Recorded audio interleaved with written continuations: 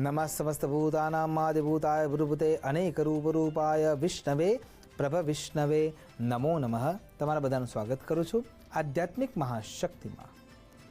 જયા પાર્વતી વ્રત ખરા અર્થમાં જો વિચાર કરવા જઈએ તો આષાઢ માસના શુક્લ પક્ષની ત્રયોદશી તિથિથી લઈને આષાઢ માસના કૃષ્ણ પક્ષની દ્વિતીયા તિથિ સુધી જે આ 5 દિવસનો વ્રત વિધિ વિધાનનો સમય છે એ જ જયા પાર્વતી વ્રત છે.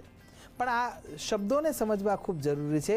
શબ્દ છે જયા, પણ એ પહેલા શબ્દ મળે છે જય, અને ત્યાં 2 શબ્દો મળે છે જય અને વિજય.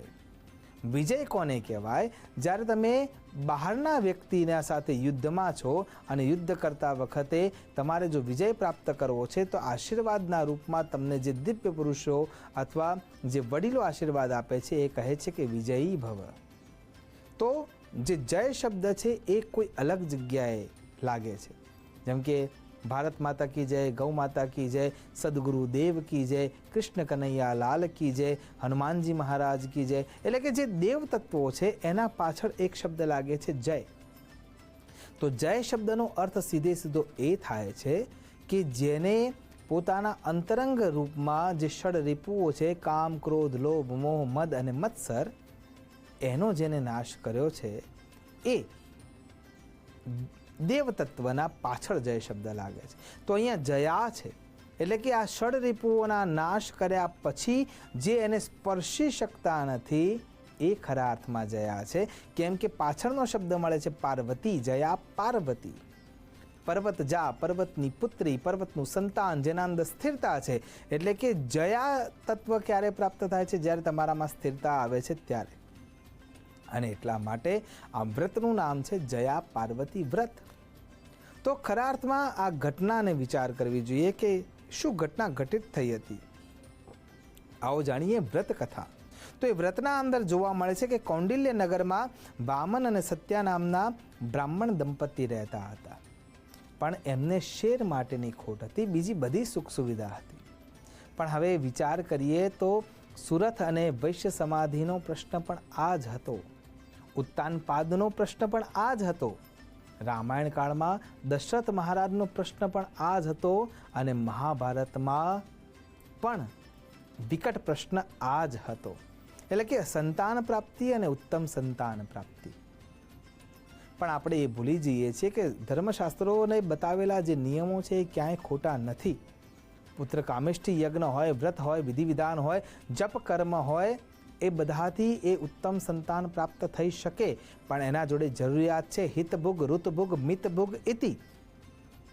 એટલે હિતકારી ભોજન લેવું, મિતાહાર ભોજન લેવું કે માપનું ભોજન લેવું, અને ઋતુ પ્રમાણેનું ભોજન લેવું, અને એ પ્રમાણેની દિનચર્યા અપનાવવી. અને પછી જ્યારે તમે સંતાન પ્રાપ્ત કરો છો તો એ સંતાન અવશ્ય મળી શકે છે. એટલે આપણી ટેવોને યાદ કરી પછી વિચાર કરવો કે આપણે શું ભૂલ કરી રહ્યા છીએ. તો અહીંયા એ જે બ્રાહ્મણ દંપતી છે વામન અને સત્યા, એમના ત્યાં શેર માટેની ખોટ છે અને એ પોતાની જાતને ધિક્કારી રહ્યા છે. અને એ વખતે જ્યારે એ પોતાના જાતને સંન્યસ્ત અવસ્થા માટે વિચારે છે એ વખતે નારદજી એમને રસ્તામાં મળે છે. નારદજીને પ્રાર્થના કરવામાં આવે છે. નારદજી એમ કહે છે કે અહીંથી દક્ષિણ દિશા તરફ એક શિવાલય છે જે અપૂજ પડ્યું છે.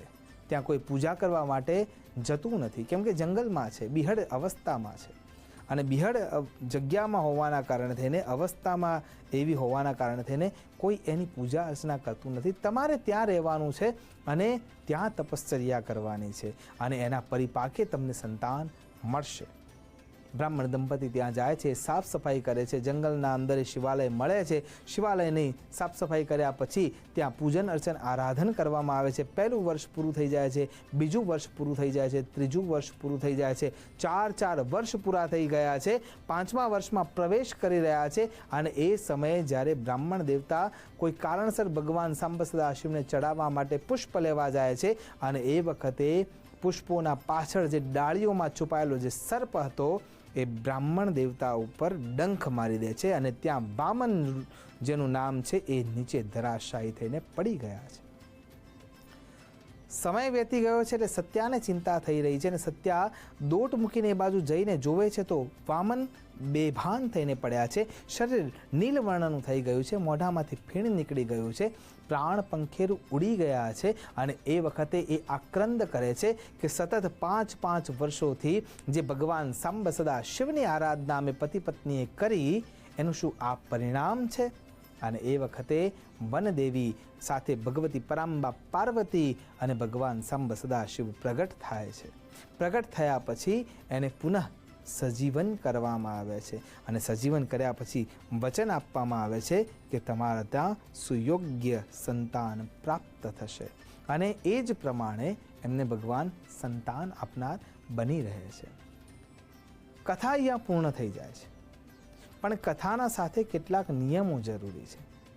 બેન દીકરીઓ સુયોગ્ય પતિની પ્રાપ્તિ માટે પણ આ વ્રત કરતા હોય છે અને જે પરિણિત સ્ત્રીઓ છે પોતાના પતિના આયુષ્યની અભિવૃદ્ધિ થાય એ માટે પણ આ વ્રત કરતા હોય છે. તો વ્રત કરવા માટેની વ્યવસ્થામાં કેટલાક નિયમો છે. એમાંથી સૌથી પહેલો નિયમ જે છે એ અલુણા રહેવાનું છે. 5 દિવસ સુધી મીઠાનો આહારમાં ઉપયોગ કરવાનો નથી. કોઈ પણ લોટ જે અનાજમાંથી બન્યો છે એનો પણ ઉપયોગ કરવાનો રહેતો નથી. હા, શરીર અશક્ત હોય તો ફળ ફળાદી લઈ શકાય છે, ડ્રાયફ્રૂટ લઈ શકાય છે, પણ અન્ય કોઈ પદાર્થ લેવો ન જોઈએ અને શક્ય હોય ત્યાં સુધી અલુણા રહીને એ વ્રત વિધિ વિધાન કરવાનું હોય છે.